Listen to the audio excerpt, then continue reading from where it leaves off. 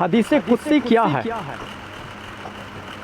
حدیث بخاری ہے، حدیث صحیح مسلم ہے، حدیث ابن ماجہ ہے، ابن داؤد ہے، پر یہ حدیث قدسی کیا ہے؟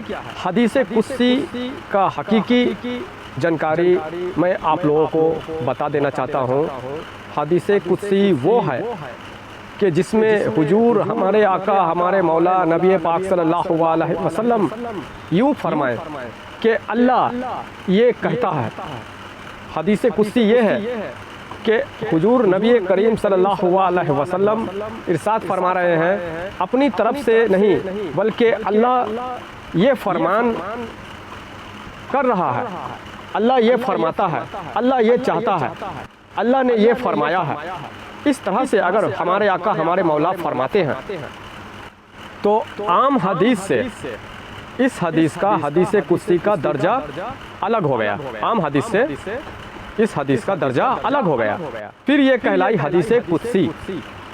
عام حدیثوں میں حضور صلی اللہ علیہ وسلم اپنی بات فرما رہے ہیں، لیکن آپ جب یوں فرماتے ہیں کہ اللہ یہ فرما رہا ہے، اللہ یہ چاہتا ہے، اللہ کا یہ حکم ہے، تو اگرچہ یہ قرآن میں بات نہیں ہے اور قرآن بھی نہیں ہے، لیکن حدیث سے ایک درمیانی درجہ بن گیا جسے حدیث قدسی کہا گیا، اور یہ قرآن میں بھلے یہ بات نہیں ہے، قرآن بھی نہیں ہے، پر قرآن کے کلمات سے کم بھی نہیں ہے۔ اللہ کے حکم جو قرآن مجید میں ہے اس حکم کے جو درجات ہیں اس سے کم بھی نہیں ہے۔ تو اس حدیث کو بھی ماننا اور اس حدیث میں جو فرمان جاری ہے اس کے اوپر عمل پیرا رہنا، یہ بھی ہر مسلمانوں کے لیے ضروری ہے، مستحب ہے۔ یہ حدیث قدسی اسے کہتے ہیں کہ جس میں اللہ اور نبی کریم صلی اللہ علیہ وسلم کے درمیان خاص گفتگو ہو۔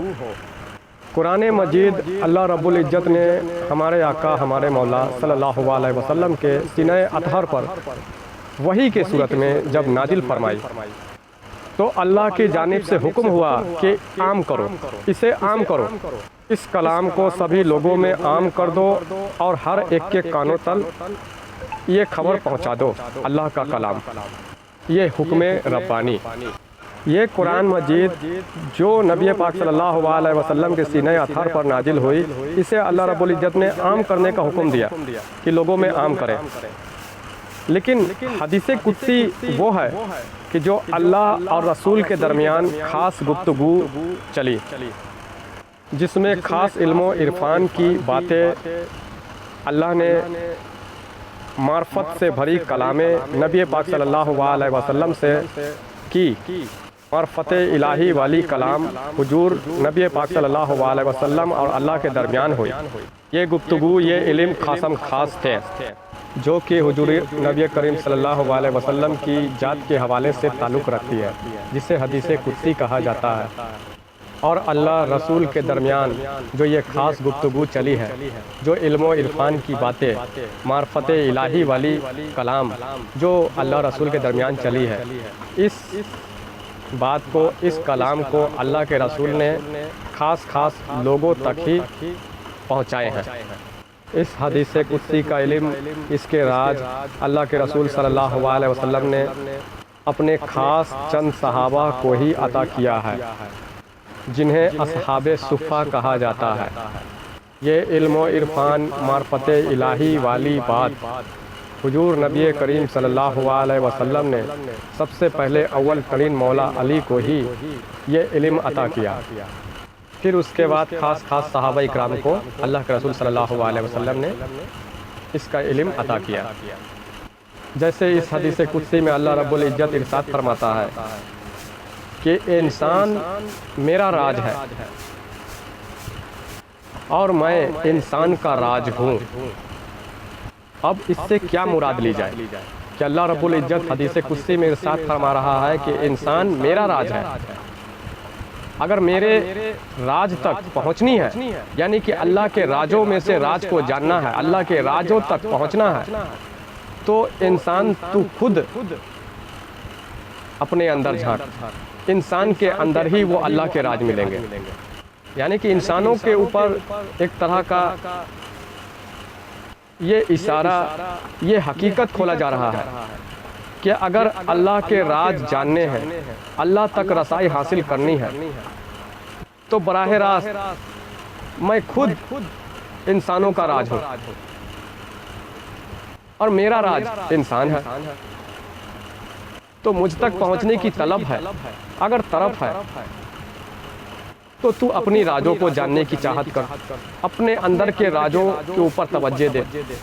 ये इंसान की तरफ अल्लाह रब्बुल इज्जत की जानिब से एक इशारा है कि अगर अल्लाह की खोज करनी है, अल्लाह के राजों में से राज जानने हैं, तो खुद ही पर ध्यान दे, अपने अंदर अपने आप पर गौर फिक्र कर, उसका इल्म हासिल कर। जब तू खुद ही पर तवज्जो डालने लगे और खुद के अंदर के राज हासिल करने लगे, तो फिर तुझे यहाँ वहाँ भटकने की, चक्कर खाने की, माथा टेकने की ज़रूरत नहीं। क्योंकि हदीसे कुद्सी के मुताबिक इंसान ही खुदा का राज है।